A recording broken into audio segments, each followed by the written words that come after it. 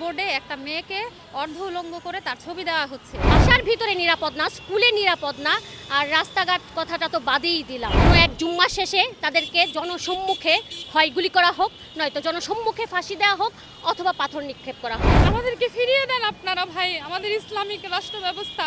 আমরা আসলে এই ধর্ষণকারীদের বিরুদ্ধে দাঁড়িয়েছি। তাদের শাস্তি শুধু মুখে কথাই হবে না, বললে হবে না, কার্যকর করতে হবে। কিভাবে কার্যকর করতে হবে? শরিয়া অনুযায়ী কার্যকর করতে হবে। ইসলামে যেরকম আছে আমাদের চোখের বদলে চোখ, হাতের বদলে হাত, ঠিক তেমনি হচ্ছে এই যে ধর্ষণ হচ্ছে, ধর্ষণ তো শুধু ধর্ষণের জায়গায় থাকছে না, খুন হচ্ছে, টুকরো টুকরো হচ্ছে আমাদের মা, বোন, সন্তান সকলেই। তো সেই জন্য চাই ইসলামী শরিয়া অনুযায়ী তাদের বিচার হোক। কোনো এক জুম্মা শেষে তাদেরকে জনসম্মুখে হয় গুলি করা হোক, নয়তো জনসম্মুখে ফাঁসি দেওয়া হোক, অথবা পাথর নিক্ষেপ করা হোক। আমরা এইভাবে বিচার কার্যকর করা হোক, সেটাই আমরা চাই। এই জন্যই আমরা দাঁড়িয়েছি। যেমন সৌদিতে যে কোনো বিচার জুম্মা শেষে জনসম্মুখে করা হয়, আমাদের দেশেও সেইভাবে ইসলামিক শরিয়া অনুযায়ী যে কোনো বিচার প্রতিষ্ঠা করে নজির দাঁড় করানো হোক এই ধর্ষণকারীর বিরুদ্ধে, যাতে রামিসার বাবার কথাটা যেন সত্য হয়, যেন অবিচারে থেকে না যায়, বিচারের ফাঁক ফোকর দিয়ে যেন তারা বের হয়ে যেতে না পারে।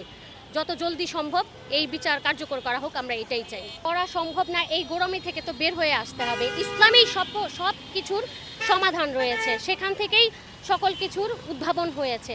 এখন যদি বলে যে এটা মধ্যযুগে নেই, এত অত্যাধুনিক যুগে এসেও যেখানে খুন হয়ে যায়, টুকরো টুকরো হয়ে যায়, এর বিচার করতে পারে না, সেখানে এইসব কথা বলা নেহাইতি লজ্জাজনক। এটা নিরাপদ, রামিসা যে সে কিন্তু বাসায়ই ছিল। দরজাটাও 1 সেকেন্ডের জন্য, এটা থেকে বোঝা যাচ্ছে যে দরজাটা 1 সেকেন্ডের জন্য আমরা খোলা রাখতে পারবো না।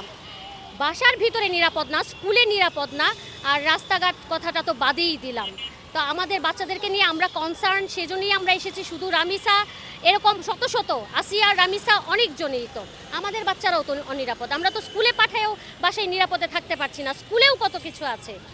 তো সেই জন্যে সকলের অ্যাট ফার্স্টে এখন প্রতিষ্ঠা করতে হবে বাচ্চা এবং হচ্ছে মেয়ে বাচ্চা হোক, ছেলে বাচ্চা হোক, নারী নিরাপত্তা। এক কথাই হচ্ছে নারী নিরাপত্তা, সেটা খুব বেশি জরুরি।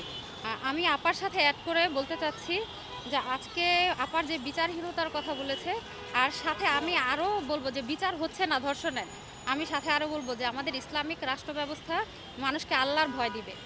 আজকে দেখেন ভাই, বিলবোর্ডে একটা মেয়েকে অর্ধ উলঙ্গ করে তার ছবি দেওয়া হচ্ছে। একটা ছেলে তাকে দেখে মনে করতেছে যে আমি তার হাত ধরবো, আমি তার মুখ ধরবো, তাকে নিয়ে এটাই চিন্তা করতেছে। কিন্তু আমাদের ইসলামিক রাষ্ট্র ব্যবস্থায় একটা মেয়েকে সম্মানের দৃষ্টিতে দেখাবে, যে এই মেয়েটাকে আমরা কখনোই ভোগ করতে পারবো না, ভোগবাদী হিসেবে তাকে দেখা যাবে না। আজকে রামিসা সেম তারই শিকার, যে রামিসাকে ভোগ করার চিন্তা থেকেই আজকে কি করা হয়েছে, তাকে ধর্ষণ করা হয়েছে। তো আজকে ইসলামিক শাসন ব্যবস্থা যদি থাকতো, আল্লাহর ভয়ে কোনো পুরুষ আজকে এখন নারীর দিকে খারাপ দৃষ্টিতে তাকাতো না।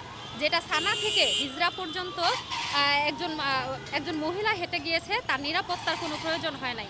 আর আজকে আমরা বাসা থেকে যাদের আল্লাহর ভয় নেই, আমাদের বিচার নেই, আমাদের মেয়েরা ভোগবাদী হিসেবে সমাজে প্রতিষ্ঠিত হচ্ছে, পণ্য হিসেবে তাদেরকে দেখানো হচ্ছে, যার ফলে আজকে আমার মেয়ে নিরাপদ না, আজকে আমার ছোট ভাই বোনরা, মেয়ে শিশুরা নিরাপদ না।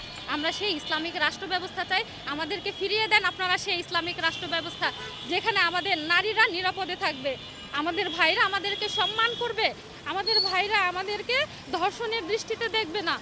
আমাদেরকে ফিরিয়ে দেন আপনারা ভাই, আমাদের ইসলামিক রাষ্ট্র ব্যবস্থা আমরা চাই। আজকে খলিফা চাই, যিনি আমাদেরকে রক্ষা করবেন।